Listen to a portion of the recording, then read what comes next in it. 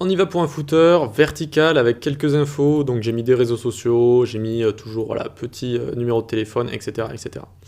Donc on vient ici, on vient dans notre index HTML, on prend, oui, la séparation qu'il y a juste ici, et cette fois on va sortir, on sort de cette div, on ne la prend plus, d'accord? Donc on vient bien après, et là on met le footer. Ok, donc on vient en dessous, tac, tac, tac, hop, footer, directement pour la sémantique, et on va faire une div avec la classe bloc et la classe footer média. À l'intérieur, on va écrire nos réseaux, très bien. Ensuite, on va avoir une liste avec tous les réseaux sociaux, donc ul.listMedia. Hop, ensuite, on aurait pu mettre un S d'ailleurs, bon bref, c'est pas grave. li ici, hop, on va mettre à l'intérieur à chaque fois un lien, et à l'intérieur, il y aura nos fameuses images, donc ressources / Facebook SVG. Donc à chaque fois, on peut écrire icône réseaux sociaux comme ça. Ok. Donc on prend notre li qui est juste ici, on colle. Et donc on aura Facebook, on aura également Insta, on aura Twitter, on aura Global ou Globe Internet, c'est la petite icône en général qu'on met pour un site. Et on aura LinkedIn également après. Donc on vient là, hop, on colle encore une fois, LinkedIn, ok. Ok, très bien pour tout ça, on peut sortir de notre UL ici, on sort de notre div également, mais on reste dans le footer et on met un paragraphe ici, 55-55-55, voilà, comme ça, nickel. Puis ici on va mettre support client, @contact.com, et on va mettre 6 rue de l'Invention, encore une fois, hop, j'ai eu de l'inspiration, 007 ici, ok, nickel. Donc on a notre HTML qui est juste là, donc ça va pas ressembler à grand chose normalement, on vient tout en bas, voilà, on a toutes nos icônes qui sont en très grand. Il faut gérer notre footer, donc comme je vous ai dit, on va le faire apparaître tout en bas, donc regardez. On vient là, séparation, j'ai dit, tac, tac, tac, ici, hop. Alors on vient mettre une séparation pour notre footer. Donc notre footer, on va le mettre en position absolute, c'est important. Position absolute, et on le met à bottom 0, donc par rapport au body, tout en bas à bottom 0. On lui fait prendre width 100%, et on lui met une height de 300 pixels. On lui met ensuite border top de 1px dashed 000, hop, et alors là oui je lui ai déjà donné, background on peut lui mettre un petit F1, F1, F1, color 333, extend flex double centre et flex direction column. Ok, déjà là, on a pas mal de choses.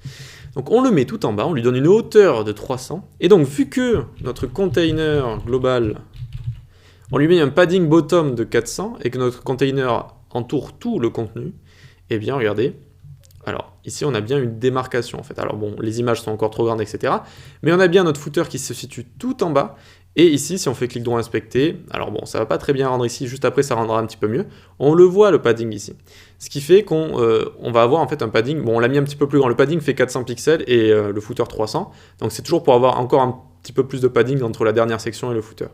Et donc ça fait que le footer reste tout le temps en bas, et c'est parfait, c'est exactement ce qu'on voulait. Donc c'est une seconde technique avec, vous savez, DisplayFlex comme on avait vu dans les sites précédents, pour mettre un footer tout en bas. Voilà. Donc ici, on peut continuer à coder le reste. Donc on va venir... alors on est où? Ah oui, on est tout en haut. Hop, on descend tout en bas. Et donc on va venir se mettre le bloc en question pour les réseaux, il va prendre 300 pixels de large. Margin 0, 30 pixels, hop, à gauche et à droite. Et on va venir prendre directement ici footer contact h3. Donc on vient lui mettre un text align center, un font size 40 pixels, donc c'est juste nos réseaux, vous savez, le texte nos réseaux, padding bottom de 20 pixels.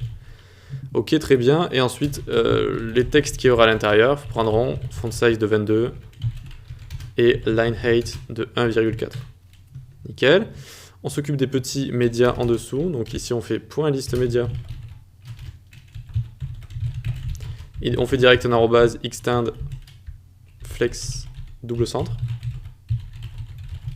Donc ça vient centrer l'image qui est à l'intérieur des petits donc enfin ça vient centrer toutes les images sur X et sur Y, et puis ensuite il faut les styliser, donc on leur donne une taille qui est plus petite, donc width 40 pixels.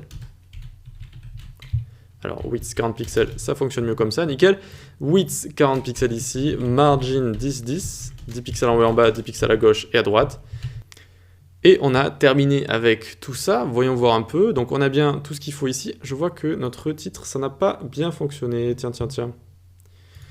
Alors, notre footer contact H3 ici, footer contact H3, ah oui, c'est juste footer H3, juste footer H3. Hop, footer H3 comme ça, tac, toujours pas, ah oui, parce que je l'ai mis en forme de classe.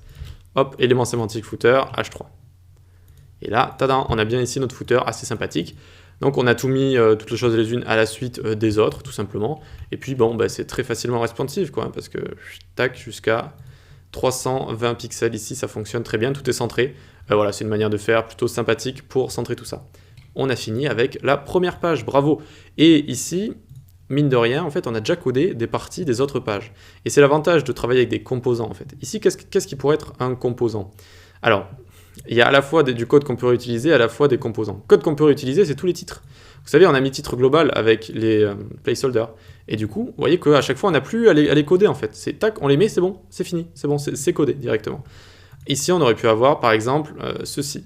Satisfait ou remboursé, ça peut être ici un composant. Alors, pas avec le fond stylisé derrière, mais vous allez voir qu'on va le réutiliser sur d'autres pages. Et donc, vu que c'est déjà codé ici, on aura juste à mettre l'HTML et c'est bon. On aura le CSS qui sera fait. Alors une FAQ en général on la réutilise pas même si c'est aussi un composant, mais bon on sait jamais si on a un site très grand, peut-être qu'il peut y avoir plusieurs FAQ. Voilà, et alors une barre de navigation également, une barre de navigation c'est un composant, et donc on va l'utiliser sur toutes les autres pages, et donc on l'a déjà codé quoi, on l'a déjà codé, c'est fait. Donc vous allez voir qu'en fait on a déjà codé, et le footer aussi, le footer est un composant. On a déjà codé quelques parties des autres pages ici. Voilà. Allez, on passe à la prochaine partie. Ici, j'ai pas le live server d'activer, je sais pas si ça va fonctionner. Non, ça fonctionne pas, c'est normal. Et donc, on va pouvoir voir dans la prochaine partie quelle est cette fameuse page 2 et on va pouvoir commencer à la coder.